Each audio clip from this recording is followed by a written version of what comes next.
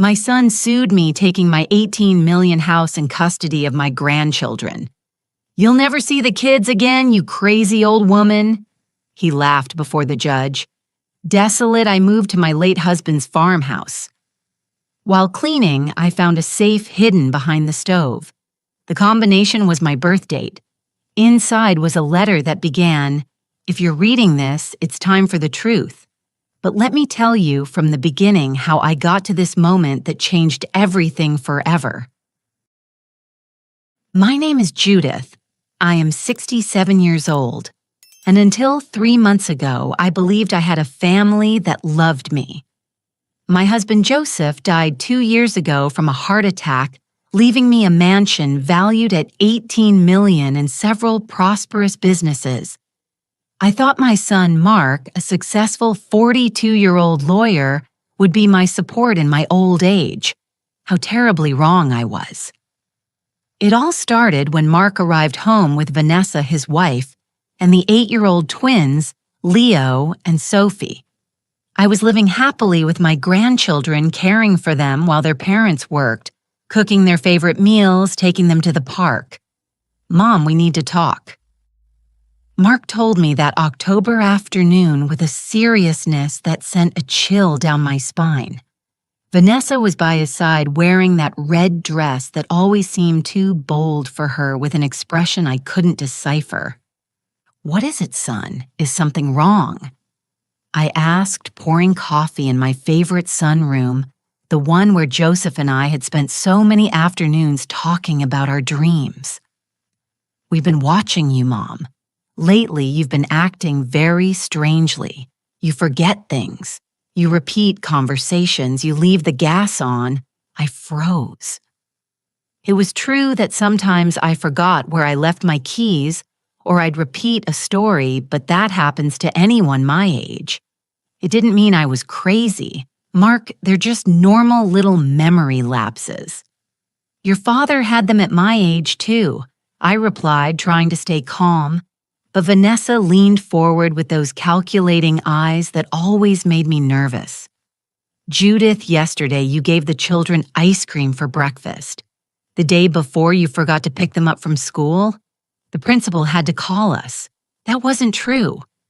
I would never forget my grandchildren." But before I could defend myself, Mark dropped the bomb that would destroy my world. "Mom, we've consulted with several doctors. We believe you have the early stages of Alzheimer's. This house is too big for you, and the children, well, they can't be in danger." The words hit me like daggers. Alzheimer's. Danger. What was my own son talking about? "I don't understand, Mark. I feel perfectly fine. I've taken care of the children since they were born. I would never harm them." Vanessa and Mark exchanged a look that broke my soul. It was the look of two people who had already made a decision without consulting me. "That's why we've decided it's best for you to move into a specialized care facility. We'll sell the house to pay for your care, and the children will stay with us permanently." My world came crashing down. My house, the one Joseph and I built with so much love, the one that held 40 years of memories, sell it and be separated from Leo and Sophie forever. "No, Mark. This is my house, and those are my grandchildren too. I'm not going anywhere." But my son was no longer the loving child I raised. His eyes hardened in a way that scared me. "Mom, you can either cooperate or we can do this the legal way. You decide."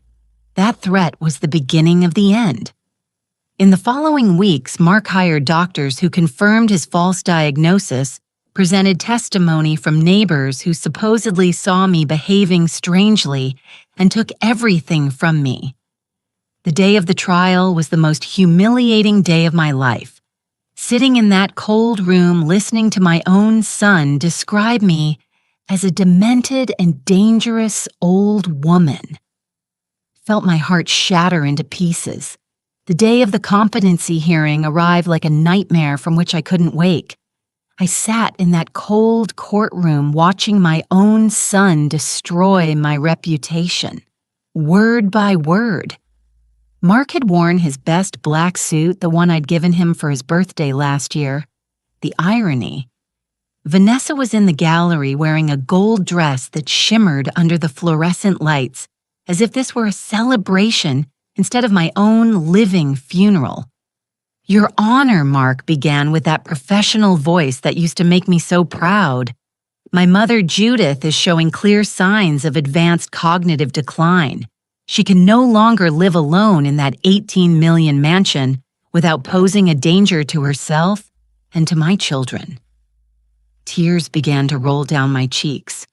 How could he be saying these things about me, I who had raised him after Joseph worked 18-hour days to build our empire? I who had stayed up all night nursing his fevers, who had sold my jewelry to pay for his university education. I present to this court the testimony of Dr. Miller, a specialist neurologist, who evaluated my mother last week. An older man rose from the stand. I had never even met him. Yet there he was, deciding my future with words I never thought I'd hear about myself. After a thorough evaluation, the doctor said in a monotone voice, "Mrs. Herrera presents symptoms consistent with early onset dementia, frequent memory loss, temporal disorientation, and episodes of confusion that could jeopardize her safety and that of any minors under her care." "That's a lie," I shouted, jumping up from my seat. "I've never been with that doctor in my life." The judge banged his gavel. "Ma'am, maintain your composure, or I will have to ask you to leave the courtroom." My lawyer, an inexperienced young man who had cost me $5,000 because I had no more money after Mark froze. My accounts gently took my arm. "Mrs. Herrera, please sit down. This isn't helping you." But how could I stay calm while listening to lie after lie? Mark continued presenting evidence of my supposed dementia. Testimonies from neighbors who claimed they'd seen me talking to myself in the garden. The truth was, I talked to Joseph visiting his memory while I watered the flowers he had loved so much. "Your Honor," Mark said, pulling out a thick folder. "I also present photographs of my mother's house. As you can see, there are clear signs of neglect and disorder that confirm her inability to maintain a safe home. The photographs were passed from hand to hand. I recognized my kitchen, but it looked dirty, messy, as if someone had deliberately trashed it. My living room was filled with stacks of old newspapers. My bedroom had clothes thrown everywhere. Those photos are doctored," I whispered to my lawyer. My house never looks like that, but no one was listening. Mark had orchestrated everything perfectly. Then came the worst part. Mark approached the stand and, with fake tears in his eyes that turned my stomach, began his final performance. "Your Honor, it pains me deeply to be here today. I love my mother, but my children Leo and Sophie deserve to grow up in a safe environment. Last month, my mother forgot to pick them up from school. They were found alone at 7 in the evening, crying because they thought we had abandoned them." Liar. I screamed again. I would never do that to my grandchildren. But Mark continued his act. "Last week, she gave them adult medication thinking they were vitamins. We had to take them to the hospital to have their stomachs pumped." Every word was like a knife in my chest. My own son inventing terrible stories about me to get his hands on my inheritance. Vanessa also testified with that sweet false voice she used at family gatherings. Judith has always been a wonderful mother-in-law, but lately, she's very changed. Yesterday, she asked me the same question 5 times.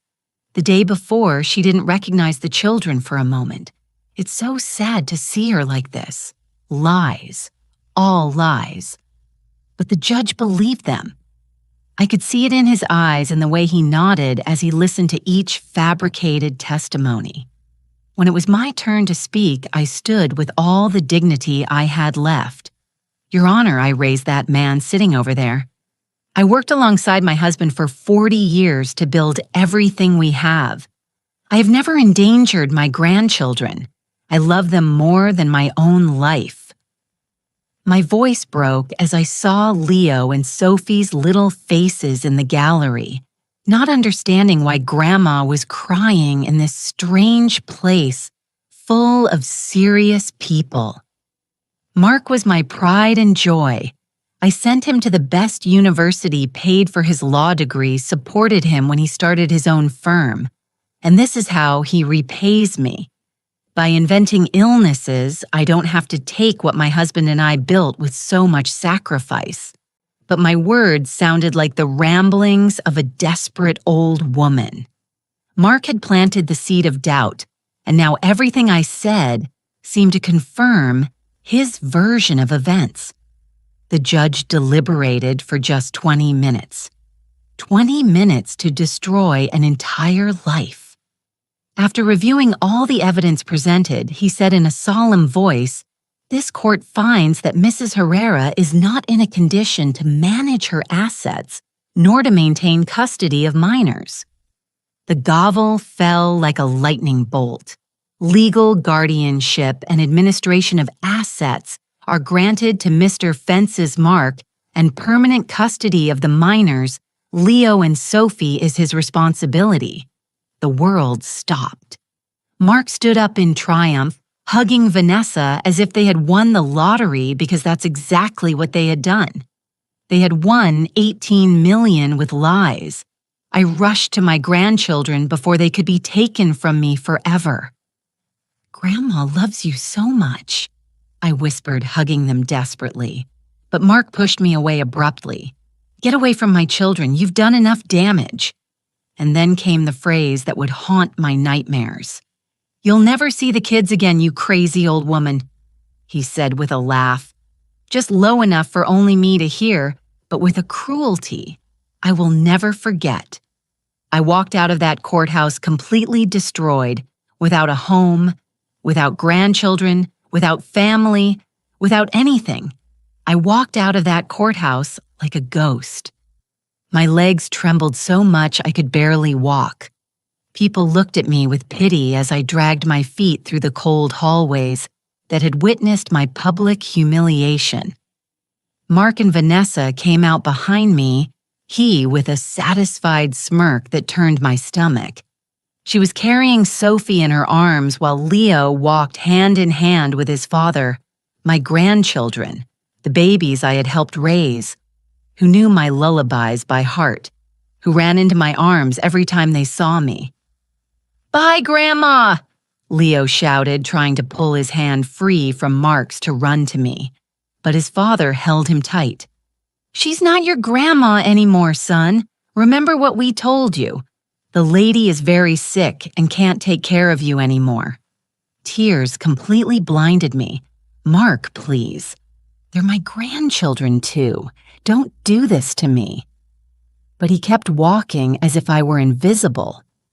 Vanessa shot me one last look, and for a second I saw something in her eyes that chilled my blood. It wasn't sadness or compassion. It was pure triumph, as if she had been waiting for this moment for years. My lawyer approached with a defeated look. "I'm so sorry, Mrs. Herrera. We did what we could, but the evidence against you was overwhelming. Evidence. It was all lies."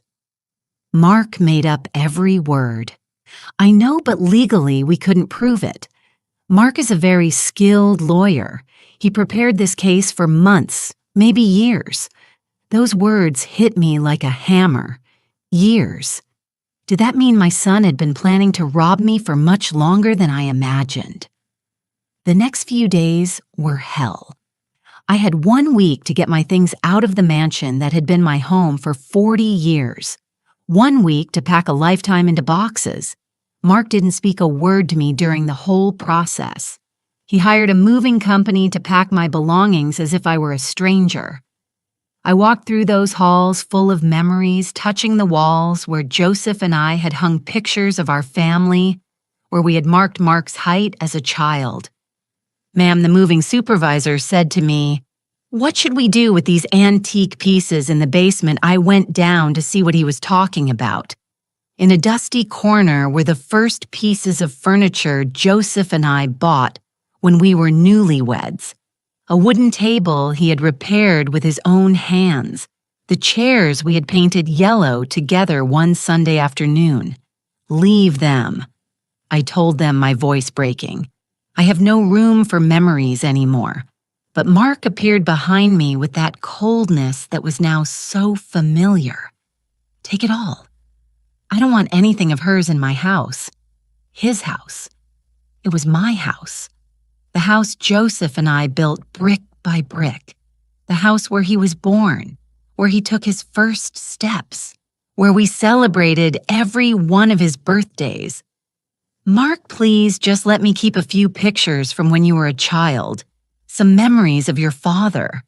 He looked at me as if I were an annoying insect. I already told you I don't want anything of yours here. This house needs a deep cleaning after years of neglect. Neglect, I had kept that house immaculate for decades. Every corner sparkled. Every garden was perfectly manicured. But now Mark was describing it as if it had been a dump. Vanessa appeared on the basement stairs wearing tight jeans and a pink blouse that seemed too young for her 35 years. Honey, the decorators are here. They want to start on the main living room remodel. Remodel. It hadn't even been 3 days since they got the house, and they already wanted to erase every trace of my existence. Wait, I begged. At least let me say goodbye to the grandchildren. I haven't been able to explain what's happening. Mark laughed with a cruelty I had never known in him. Explain what? That their grandmother is crazy. We already explained it to them. The children understand that you need specialized medical help. I'm not crazy, and you know it. The doctors say otherwise, Mom, and now please finish packing and leave. The children get scared when you get hysterical. Hysterical. That word hurt more than all the lies in court. I, who had always been a calm, thoughtful woman who had solved every family problem with patience and love, was now hysterical for defending my home and my grandchildren. That night, I slept in a cheap motel near the airport. I had nowhere to go. Mark had frozen all my accounts for my own good, according to the judge. I only had the cash I kept in my purse for emergencies. I sat on that hard, cold bed, surrounded by boxes of the few personal items I could salvage. And I cried as I hadn't cried since Joseph's death. But these weren't tears of grief for a natural loss. They were tears of betrayal, of disbelief, of a wound I knew would never fully heal. The next day, I remembered the farmhouse. Joseph had bought the property 20 years ago when we dreamed of retiring to the country. It was 2 hours from the city on a 5-hectare plot surrounded by mountains.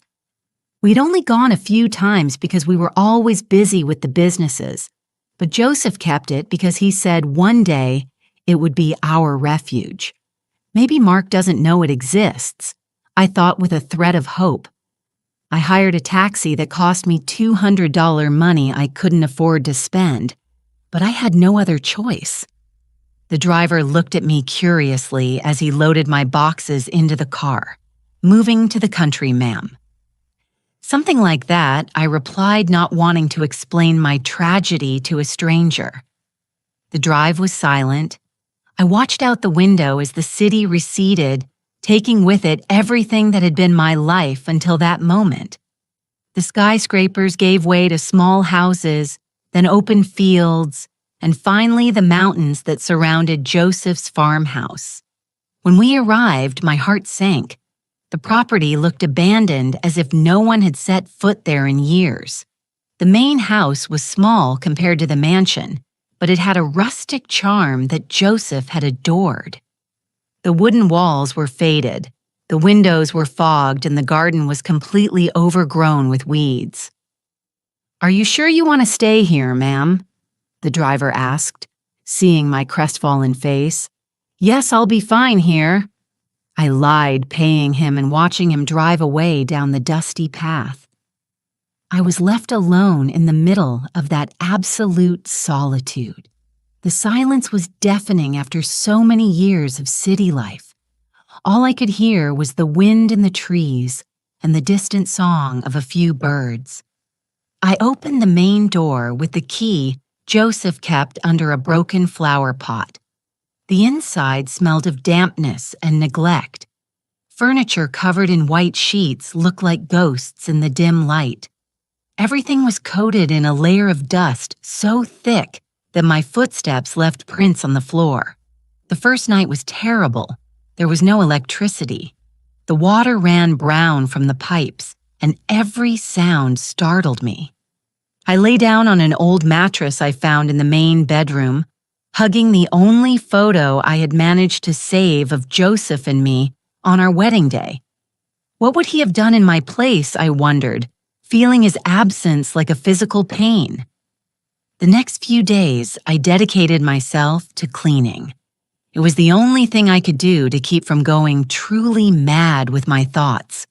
Cleaning gave me a purpose. It made me feel useful when my entire world had lost its meaning. It was on the 5th day while I was scrubbing the kitchen that my life changed forever. It was on the 5th day as I was scrubbing the kitchen with all the strength I had left that something changed forever. I had been cleaning since dawn, trying to keep my mind busy so I wouldn't think about Leo and Sophie. I wondered if they missed me, if Mark had told them I had died, if they would one day understand the truth of what had happened. The kitchen was small but cozy, with wooden cabinets that Joseph had installed with his own hands. I remembered when we used to come on weekends, and he would insist on cooking for me. Making those huge breakfasts, he said, would give me energy to hike in the mountains. I was cleaning behind the old stove when I noticed something odd. The stove seemed to have shifted slightly from its original position. There were marks on the floor showing where it used to be, and now it was a few inches to the right. How strange, I thought. Joseph was always so meticulous about everything. I tried to move the stove to clean better behind it, but it was too heavy for me. I found a broom and used it as a lever, pushing little by little until I managed to move it aside, and that's when I saw it. There, embedded in the brick wall, was a small but sturdy safe. The metal gleamed as if it had been recently installed, a stark contrast to the aging kitchen walls. My heart began to pound so loudly I could hear it in my ears. Why would Joseph install a safe in secret? What could he have kept in there that he hadn't told me about? The safe had a modern digital keypad completely out of place in this rustic kitchen.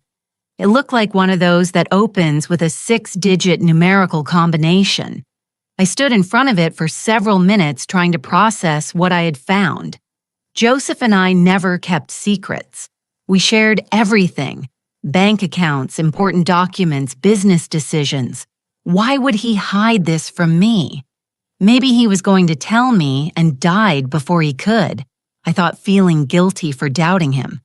But curiosity was stronger than anything else. I needed to know what was inside. I started by trying obvious combinations.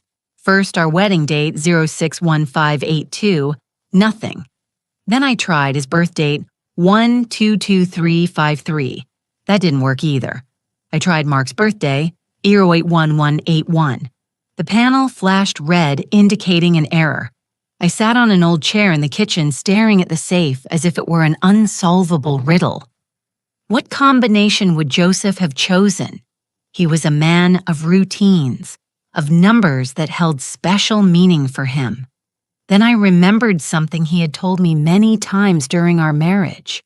Judith, you are the most important thing in my life.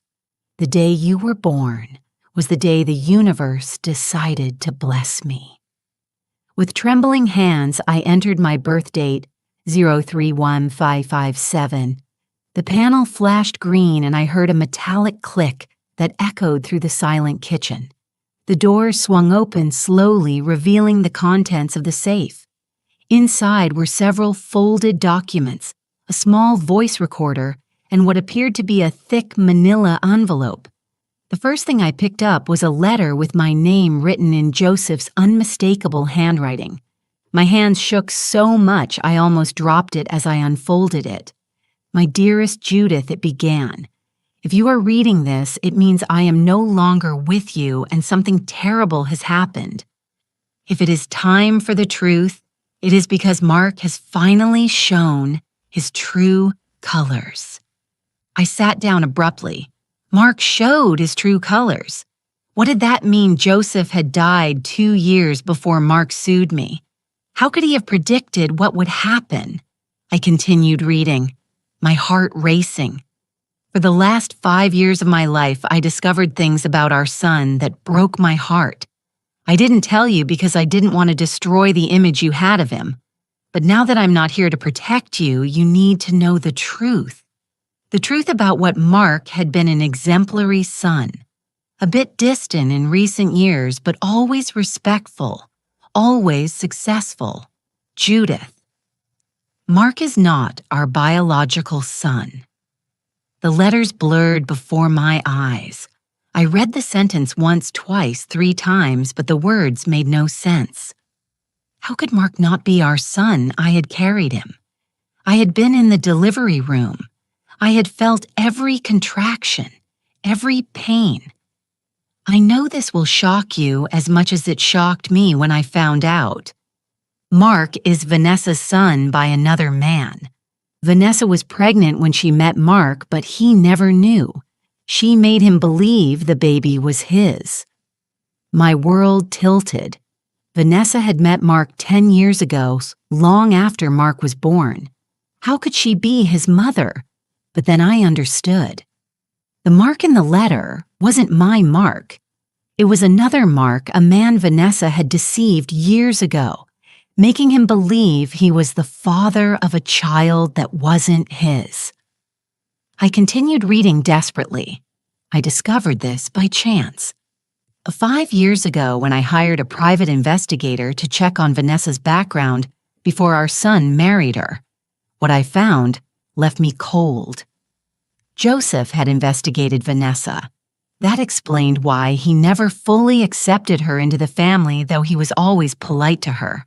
Vanessa has a history of failed marriages, always for money. Her first husband was an older, wealthy, but sickly businessman. He died under suspicious circumstances 2 years after they married. He left her a considerable inheritance that she squandered in less than a year. My hands trembled so much, I had to put the letter down on the table to continue reading. Her second husband was Mark Hernandez, a young, successful lawyer, much like our Mark. Vanessa got pregnant immediately after marrying him, but the investigator discovered she had been having an affair with another man for 7 months. When Mark Hernandez demanded a paternity test, Vanessa disappeared with the baby. My breathing quickened. Vanessa had fled with a baby that wasn't her husband's, a baby that Judith, that baby is who we now know as our grandchildren. Vanessa changed her last name, and the child's moved to another city and started over. When she met our Mark, she invented a story about being a widowed single mother. It couldn't be true. Leo and Sophie, my beloved grandchildren, weren't really my grandchildren. But the letter continued. Our Mark fell head over heels for her and adopted the child as his own. He never knew that Vanessa had specifically chosen him because he had the same name and profession as the child's real father. Tears began to fall on the paper, smudging the ink. It was all starting to make sense. The way Vanessa always seemed to be calculating something, how she had insisted that Mark legally adopt the child, how she always looked at me with that strange expression. But the worst part, my love, is what I discovered later. But the worst of it, my love, is what I discovered later. My hands trembled as I turned to the next page of the letter. Joseph had discovered something even worse than all the rest.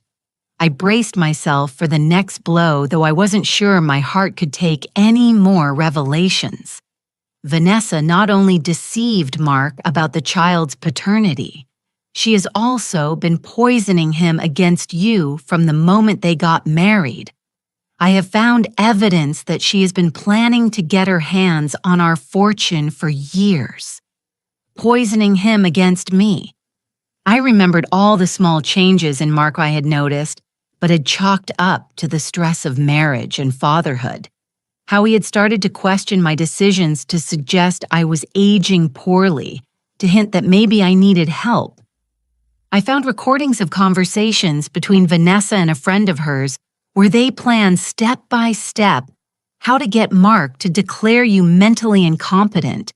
Vanessa knows corrupt doctors who are willing to sign any diagnosis for money. The air left my lungs. Vanessa had orchestrated everything from the beginning. Every doctor who testified against me, every false testimony, every fabricated piece of evidence. I also discovered that Vanessa has been subtly drugging you during family dinners for the last 2 years. Small doses of medication that cause temporary confusion and memory loss. That's why you sometimes felt disoriented after visiting them. I remember those evenings at Mark's house when I'd feel strangely dizzy after dinner, when Vanessa would insist I have a second cup of coffee for digestion, how I would sometimes forget where I put my car keys when leaving their house, or repeat a story without realizing it. Vanessa documented every one of these episodes that she herself caused, recorded videos of you acting confused, took photos of you when you looked disoriented, all to build her case against you.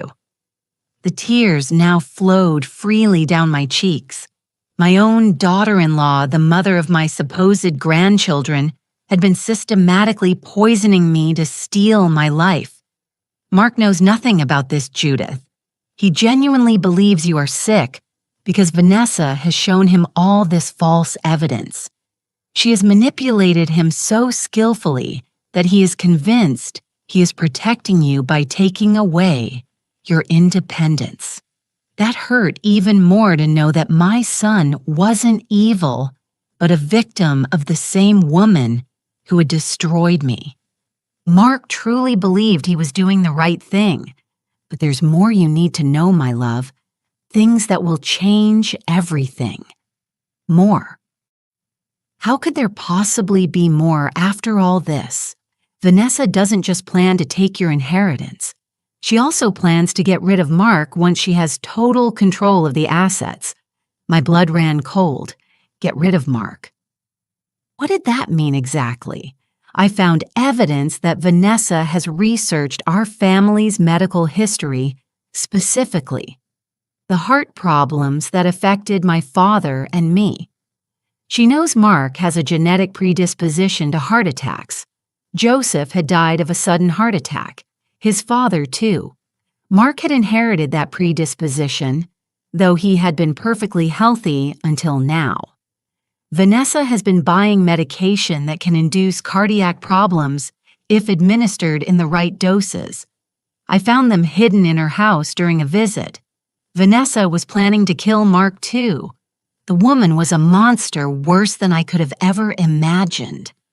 Once Mark dies naturally from a heart attack, Vanessa will inherit everything as his widow, and the children will be completely under her control.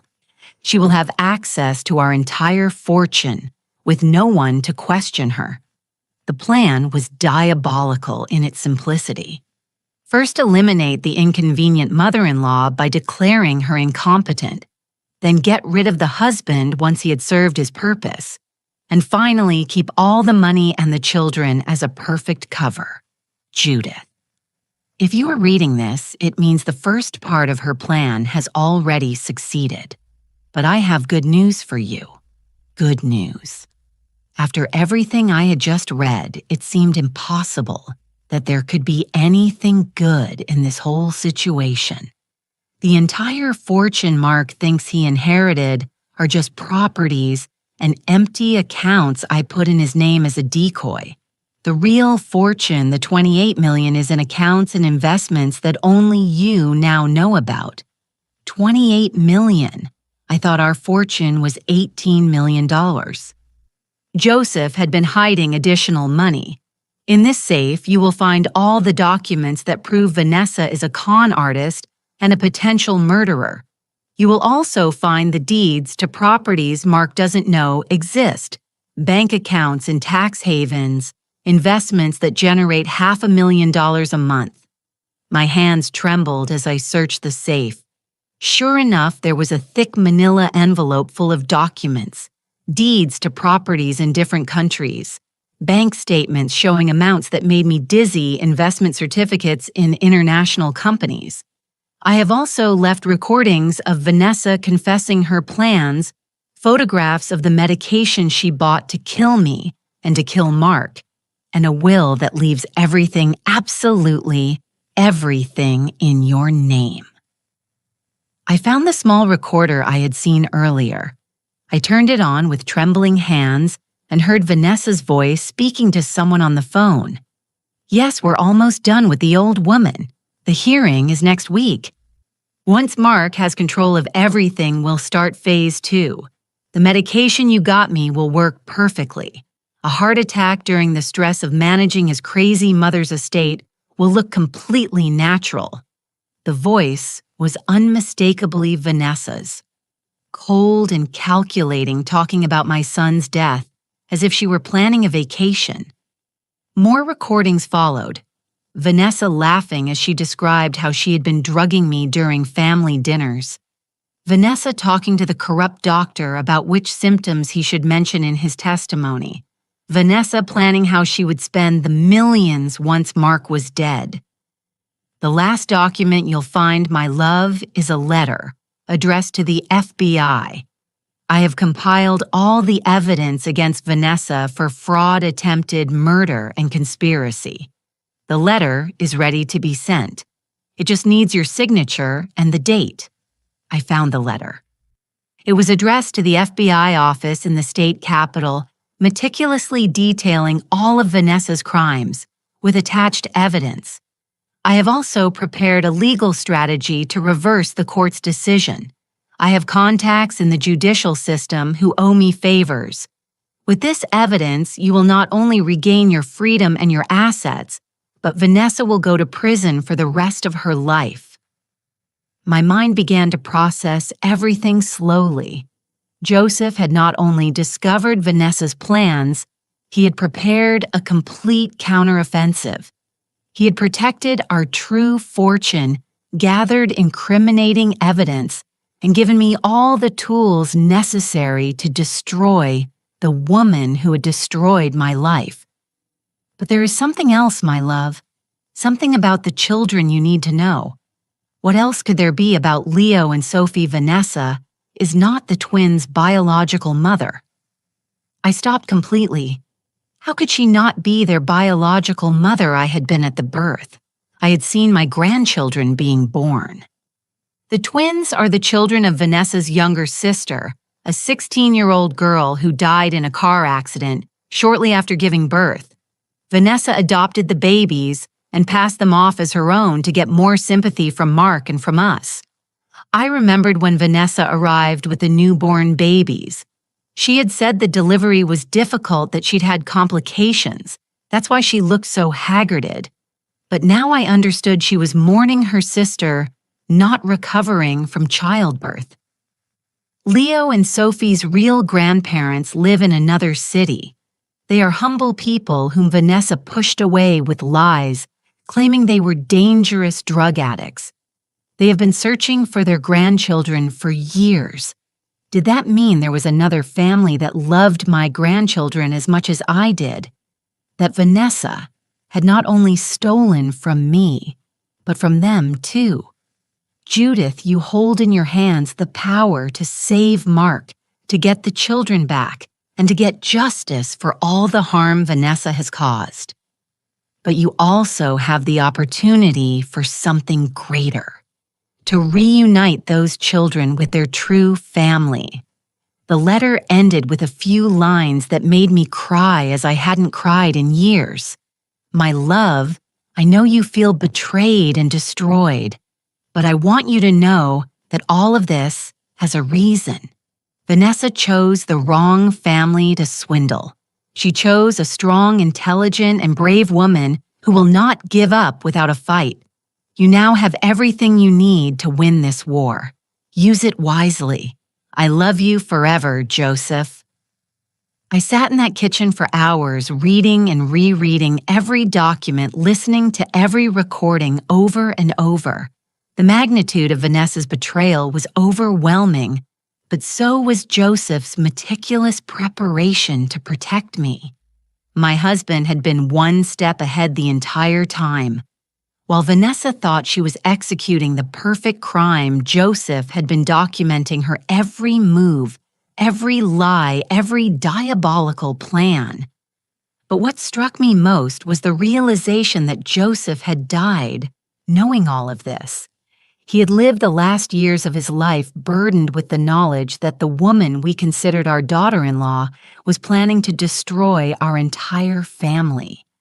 "Why didn't you tell me when you were alive?" I asked his photo that I carried in my wallet. "We could have faced this together." But deep down, I knew the answer. Joseph knew me better than anyone. He knew I would have never believed something so terrible about Vanessa without overwhelming evidence. I would have tried to confront her, to talk to Mark, to resolve things amicably, and that would have given Vanessa the chance to change her plans, to erase the evidence, to disappear with the children. Now I understood why Joseph had been so insistent that we install security systems in the house, why he had started keeping copies of all important documents in different places, why he had insisted I learn to manage our finances independently. He knew that one day I would be facing this battle alone. I picked up the recorder and listened again to Vanessa's conversations. Her cold voice planning Mark's death filled me with a rage I didn't know I could feel.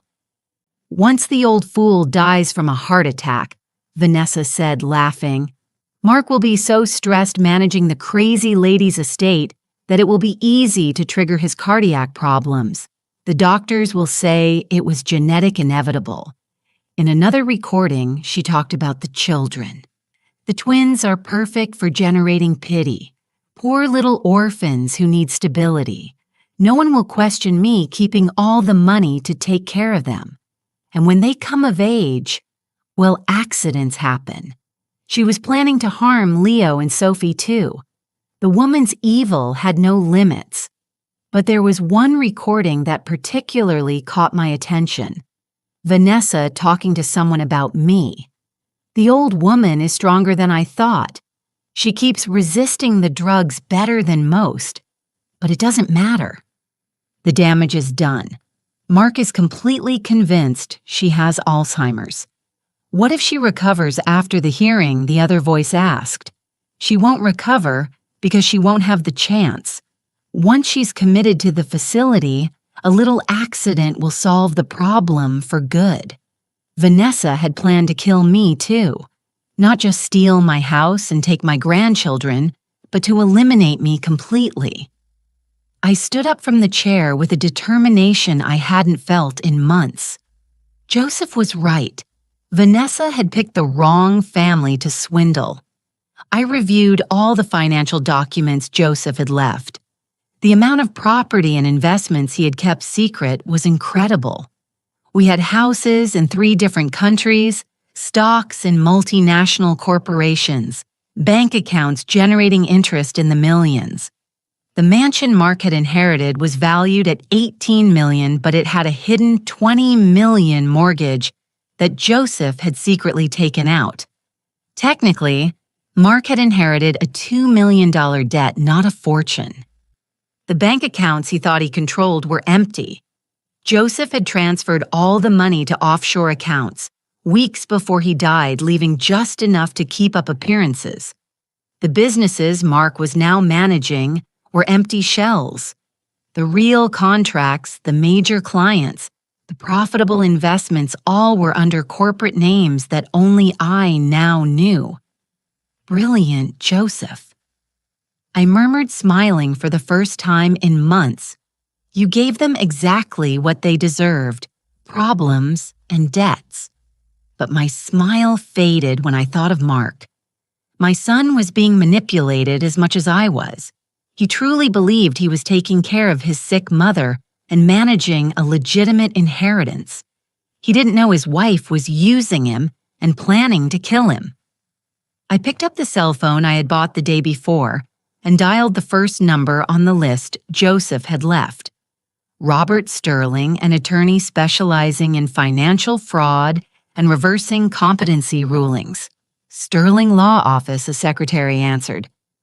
This is Judith Herrera. Joseph Herrera asked me to contact you if anything happened to him. There was a pause. Then Mrs. Herrera, we've been expecting your call for 2 years. Mr. Sterling will see you immediately. Can you come in today? I'll be there in 3 hours. I packed all the documents, the recordings, and the evidence into a suitcase. For the first time since the hearing, I got dressed with care. I put on my best black suit, the one Joseph said made me look powerful, put on makeup to cover the dark circles from crying, and styled my hair with an elegance I had lost during these terrible months. Looking at myself in the farmhouse mirror, I recognized the woman I had once been. Strong, decisive, capable of facing any challenge. Vanessa had tried to destroy that woman, but she had not succeeded. The journey back to the city was completely different from the trip out. This time, I was not a defeated old woman fleeing her humiliation. I was a warrior with powerful weapons preparing for the battle of her life. Mr. Sterling's office was on the 20th floor of a modern building in the financial district. The man who greeted me was older than me, with white hair and shrewd eyes that immediately reminded me of Joseph. Mrs. Herrera, he said, shaking my hand firmly. Joseph was my best friend. He told me everything before he died and asked me to help you when the time came. You knew what was going to happen. Joseph explained Vanessa's plans to me 2 years ago. We have been preparing your defense ever since. All we need is your authorization to proceed. He showed me a legal strategy that he and Joseph had developed together. First, they would present evidence of fraud in the original hearing, proving the medical testimonies had been bought. Second, they would expose the drugs Vanessa had been administering, which would explain my episodes of confusion. Third, they would reveal that Mark had inherited only debt, not wealth. But that's not all, Mr. Sterling continued. We are also going to proceed criminally against Vanessa for attempted murder fraud, kidnapping, and conspiracy. Kidnapping the twins are not legally hers. When she adopted her sister's children, she forged documents to pass as the biological mother. The real grandparents never consented to the adoption. He showed me documents Joseph had obtained. Leo and Sophie's real grandparents, David and Linda Miller, had been searching for their grandchildren for years. Vanessa had told them the children had died in the same accident as their daughter. They have a legal right to custody, the lawyer explained, and after everything they've suffered, they are willing to share custody with you if it means getting the children out of Vanessa's clutches. My heart filled with hope. I was not only going to get my grandchildren back, but I was going to meet another family who loved them as much as I did. When do we start? I asked. Right now. Joseph already had everything prepared. We just need your signature on these documents. I signed paper after paper the motion to reverse the competency ruling, the criminal complaint against Vanessa, the request for emergency custody of the children, the claim for all the assets that rightfully belong to me. Mrs. Herrera, Mr. Sterling said when we were finished, "Are you prepared for what's about to happen? Vanessa is going to fight like a cornered animal when she realizes her plan has unraveled." I thought of Joseph, of his last words in the letter. You have everything you need to win this war. Mr. Sterling, I replied in a voice I hadn't used in months. Vanessa doesn't know who she's messing with.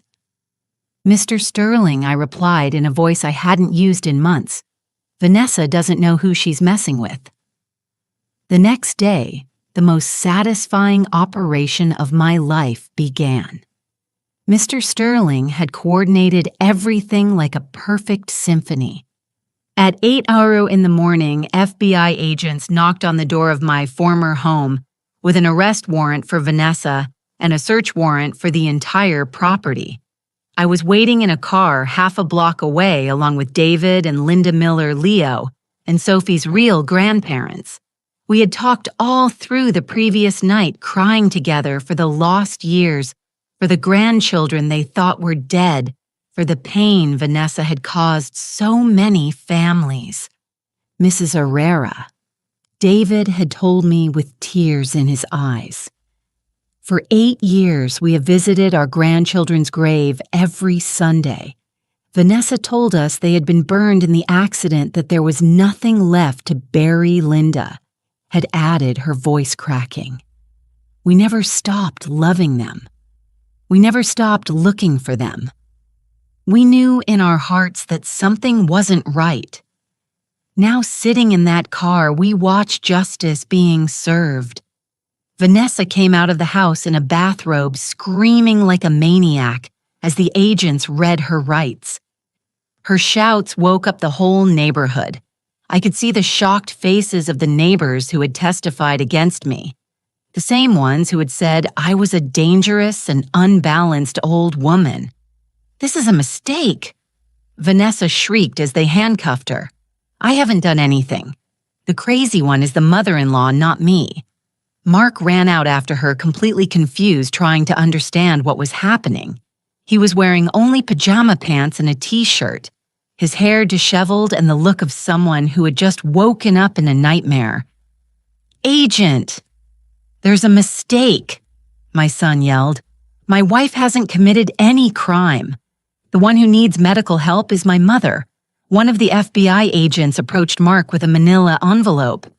"Sir, we need you to come with us to clarify a few things. Your wife is under arrest for fraud, attempted murder, document forgery, and kidnapping." Mark's face crumbled. Kidnapping? Of whom? Of the children living in this house. It turns out they are not legally yours nor your wife's. At that moment, Leo and Sophie appeared at the door, frightened by all the noise. My grandchildren, my babies, with terror on their little faces, not understanding why police were arresting the woman they believed was their mother. David and Linda got out of the car and ran. They didn't care that there were FBI agents' news cameras that had appeared out of nowhere, or curious neighbors recording everything on their phones. Leo, Sophie, Linda cried, tears streaming down her face. The children froze when they saw these strangers running toward them. But then something magical happened when David knelt in front of them and smiled with his kind eyes. Sophie tilted her head as if remembering something from long ago. "Grandpa Davy," the little girl whispered. "Yes, my love. I'm Grandpa Davy, and she's Grandma Linda. We've been looking for you for a very, very long time." Leo recognized them too. The children were only a few months old when Vanessa stole them, but the memory of true love is never completely erased. Mark was paralyzed watching the scene. "I don't understand. Who are you? Why do the children know you?" Then I got out of the car. The moment Mark saw me, it was as if he had seen a ghost. His face went through shock, confusion, fear, and finally something I hadn't seen in his eyes for years. "Shame, Mom," he whispered. "What's happening?" "What's happening, Mark, is that your wife is a criminal who deceived us all, and now she is going to pay for all the damage she has caused." Vanessa was still screaming as they put her in the police car. "Judith, you damn old woman, this is all your fault. You ruined my perfect plan. My fault. The woman was such a psychopath that even at her arrest, she was blaming me for her crimes. The agents began bringing evidence out of the house. They found the medications Vanessa had been buying to induce heart problems in Mark. They found the forged documents about the children.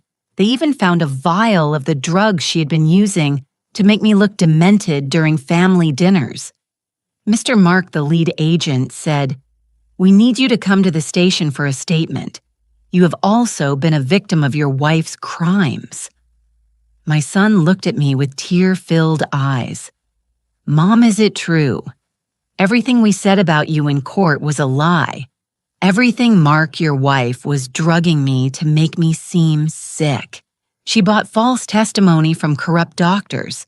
She planned everything for years to get our money. But I saw the evidence. I saw you confused, losing your memory because she was poisoning me. Every time I ate at your house, every time she served me coffee or dessert, she gave me drugs that made me act that way." Mark collapsed onto the front steps. The guilt, the shame, the realization of what he had done. It all hit him at once. "My God, Mom, what have I done? I took your house. I took you away from the children. I humiliated you in public. And all because of that woman. The children ran to me. Grandma Judy." Grandma Judy, they cried, hugging me with that pure strength that only children have when they feel true love. My babies. I wept holding them as if I would lose them again. Grandma never stopped loving you. Not for a single day. "Vanessa told us you were very sick," Leo said. "That's why we couldn't see you." "She also said you might die soon," Sophie added. "That's why we were so sad." Vanessa's cruelty knew no bounds. Not only had she kept me from my grandchildren, but she had psychologically tortured them by making them believe their grandmother was dying. Linda approached timidly. "Children, do you remember us? We're the parents of your real mommy, the one who's in heaven." Sophie nodded. "Mommy used to talk about you before the accident. She said you were the best grandparents in the world." David took out his wallet and showed them pictures of Vanessa's younger sister, the twins' real mother. "This is your mom, when she was your age. See how much you look like her." The children looked at the photos with fascination. They did indeed look so much like their biological mother. "Vanessa never let us see these," Leo whispered. "She said all the photos burned in the accident." Mark approached slowly, still in shock. "Mom, can you ever forgive me? I know what I did is unforgivable, but I really believed." "Mark," I interrupted, "you were a victim of Vanessa too. She manipulated all of us. But the important thing now is to fix things. Mr. Sterling arrived with more documents. Mrs. Herrera, the judge, has agreed to review the competency case with extreme urgency. With all the evidence we have, it will be overturned by the end of the week. And the house. The house legally never stopped being yours. Mark only had power of attorney based on fraudulent medical statements. Once the fraud is proven, you will automatically recover all your assets." Mark looked at me in surprise. "But what about the businesses I've been managing?" "The bank accounts." Mr. Sterling smiled in a way that reminded me exactly of Joseph when he had made a clever business move. "Mr. Mark, I'm afraid your father was more astute than all of us. The businesses you've been managing were decoys. The accounts you thought you controlled were empty. Your father protected the real family fortune long before he died." Mark's face shifted from shock to understanding, and then to something like relief. "Dad knew what was going to happen," he murmured. "That's why he was acting so strangely in the months before he died. It wasn't because of his heart. It was because he knew what Vanessa was planning. Your father loved you, Mark, But he loved me too, and he knew that if anything happened, I would need protection. In the distance, the police car with Vanessa was driving away, but I managed to hear her final screams. "This isn't over. You'll all pay for this, especially you, Judith." I turned to my son, to my grandchildren, to David and Linda, who were also victims of that woman's evil. "Oh yes," I murmured, "this is just beginning." "Oh yes," I murmured, "this is just beginning." The following days felt like living in a perfect revenge movie. Every one of Vanessa's lies unraveled. Every diabolical plan came to light. Every person she had deceived began to see the truth. The first devastating blow came when the FBI found the evidence Joseph had mentioned in his letter at the house. Hidden behind a false panel in the master bedroom was a complete file with photographs, documents, and even videos Vanessa had secretly taken of me during my drug-induced episodes of confusion. "Look at this."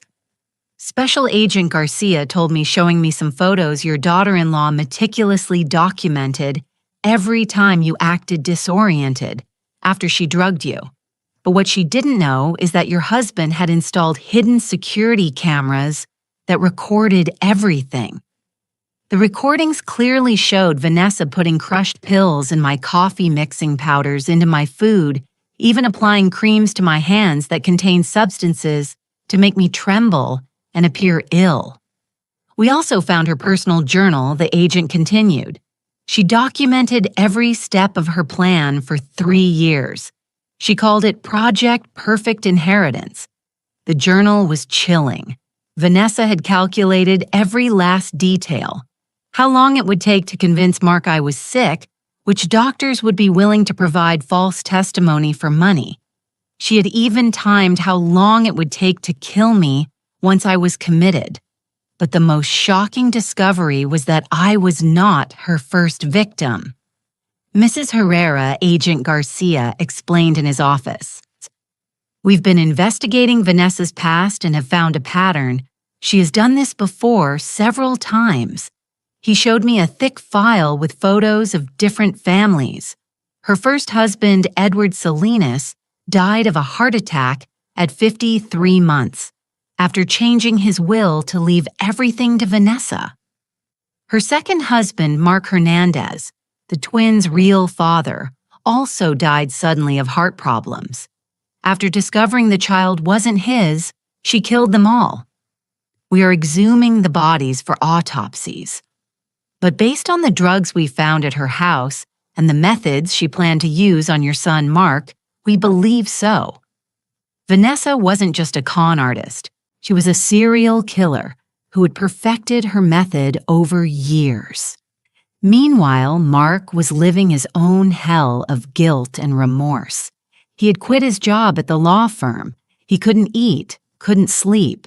The realization of what he had done to me was destroying him from the inside.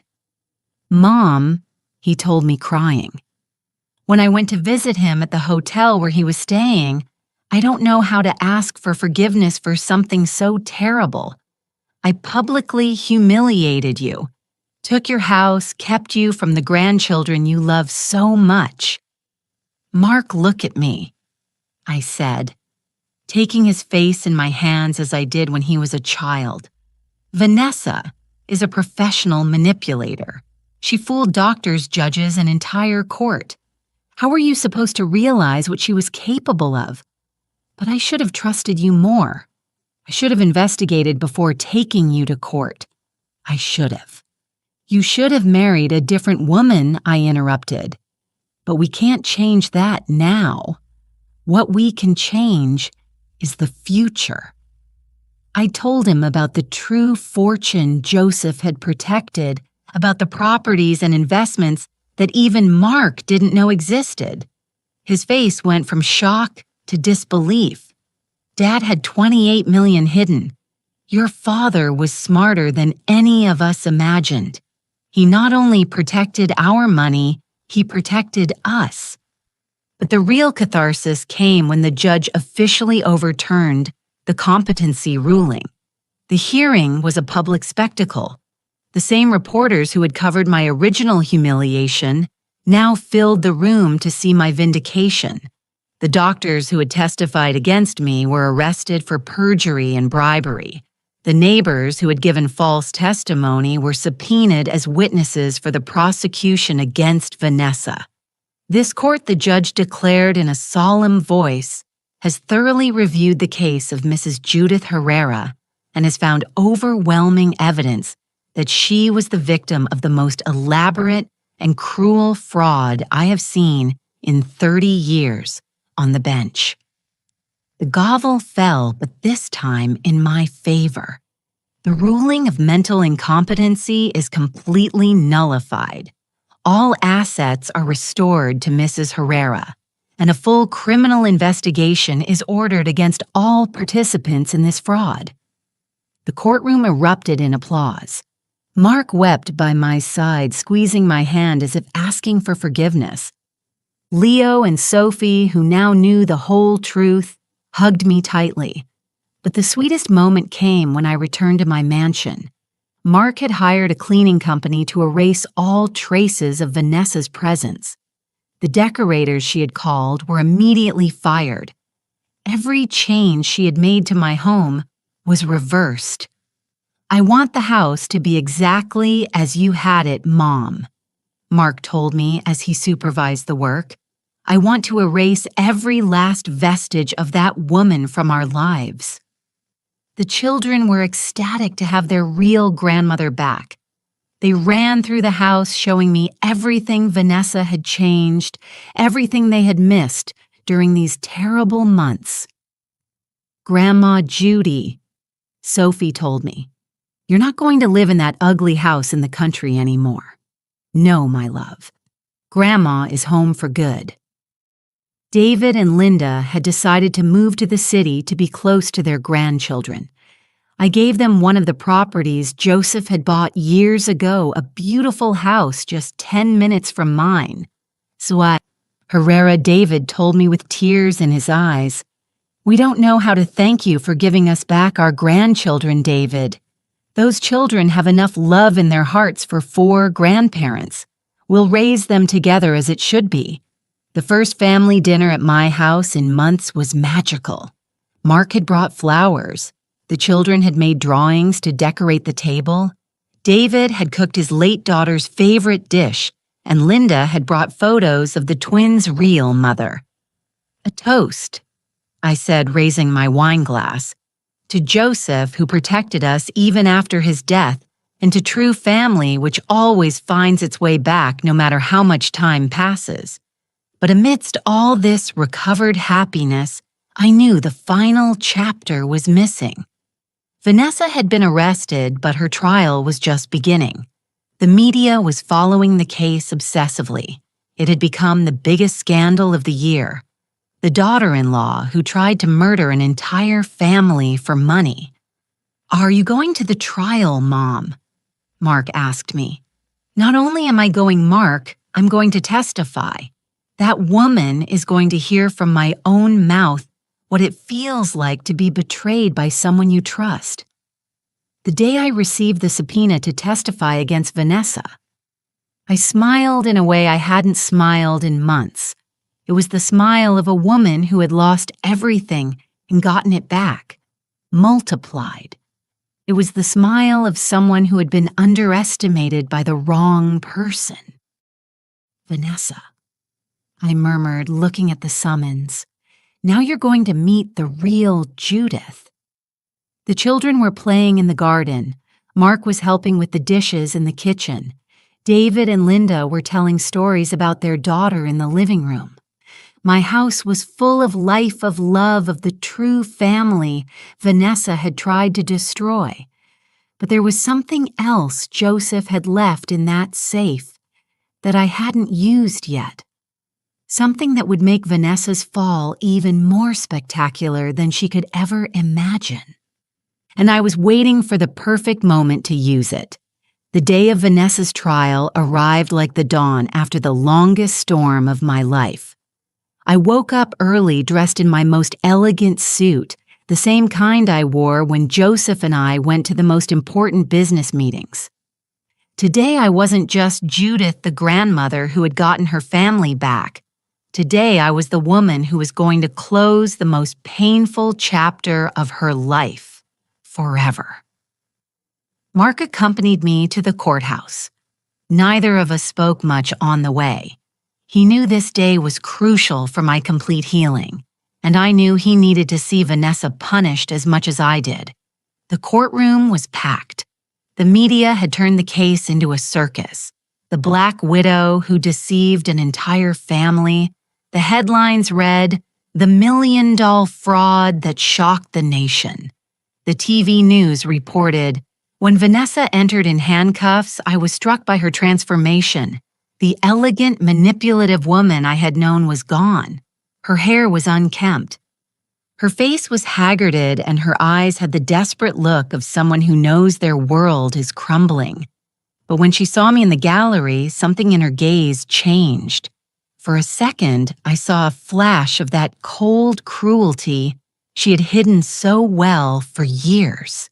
"Your Honor," the prosecutor began, "the state will present overwhelming evidence that the defendant Vanessa Miller perpetrated one of the most elaborate and cruel frauds in the history of our judicial system." Over the next few hours, I listened as all of Vanessa's crimes were laid bare: the medications she had bought to kill me and Mark, the forged documents about the children, the purchased medical testimonies, the recordings where she planned our deaths as if it were a shopping list.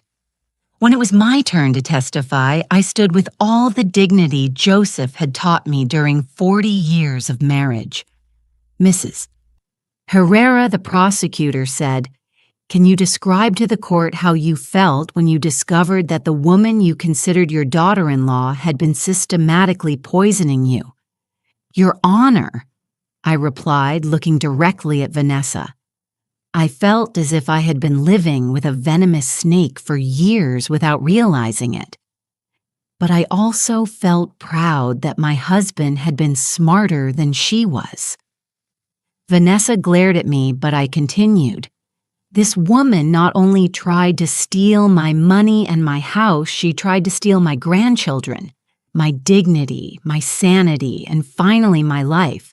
But what hurts me the most is that she was willing to kill my son, a man who sincerely loved her, just for greed." "What would you say to the defendant if you could speak to her directly?" The judge gave me permission to address Vanessa. I stood from my seat and walked toward her. Her eyes followed me with a mixture of hatred and fear. "Vanessa," I said, my voice clear and strong, "did you think you had chosen the perfect family to swindle an elderly widow, a trusting son, helpless children? Did you think we were easy victims?" She tried to interrupt me, but the judge silenced her. "But you made a fatal mistake. You underestimated the power of true love. Joseph loved me so much that he protected me even after his death. Mark loves me so much that he is destroyed by the guilt of having believed you. And those children you tried to take from me love me so much that they never stopped asking for their grandma." Tears began to roll down Vanessa's cheeks, but they weren't tears of remorse. They were tears of rage at having been discovered. And now I continued pulling the last document Joseph had left in the safe from my bag. "I want you to hear this." I handed the paper to the prosecutor. It was a full confession that Joseph had secretly recorded from Vanessa, where she admitted to killing her previous husbands and detailed exactly how she planned to kill Mark and me. When the recording began to play in the courtroom, Vanessa completely collapsed. Her cold, calculating voice filled the room. "The idiots never suspect a thing when they die of heart attacks. It's the perfect crime. And when Mark dies, I'll have almost 30 million and 2 kids to make everyone feel sorry for me for the rest of my life." The room erupted in horrified murmurs. Even the judge seemed shocked by the coldness of her words. "That recording is illegal," Vanessa shouted. "Joseph Herrera had no right to record me without my consent."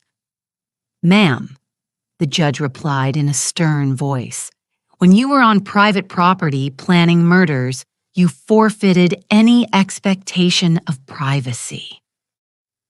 Vanessa's defense attorney, who had been fighting an impossible battle from the start, finally gave up. "Your Honor, my client wishes to change her plea to guilty on all charges." But Vanessa jumped up furiously. "No, I'm not pleading guilty to anything. That family owes me everything. Mark was a loser before he met me. The children were orphans nobody wanted, and the old woman was just wasting a fortune." Her words sealed her fate. At that moment, the entire courtroom could see Vanessa's true psychopathic nature. There was no repentance, no remorse, only rage at being caught. The judge didn't need to deliberate for long. "Vanessa Miller, this court finds you guilty of aggravated fraud, first-degree attempted murder, forgery, kidnapping, and criminal conspiracy. I sentence you to life in prison without the possibility of parole." The gavel fell with a sound that was like music to my ears. Vanessa was dragged from the courtroom screaming threats. "This isn't over. You'll all pay, especially you, Judith." But her screams faded into the distance as I stood there victorious, surrounded by my true family. Mark hugged me crying. "Mom, I can never forgive myself for putting you in danger." "Mark," I whispered in his ear, "you didn't put me in danger. You saved me. If you hadn't married her, if we hadn't lived through all this, we would have never discovered that Joseph had left us an even greater fortune. We would have never met David and Linda, and we would have never learned to truly value what we have." The following months were a time of total reconstruction. Mark went back to practicing law, but now he specialized in helping victims of family fraud.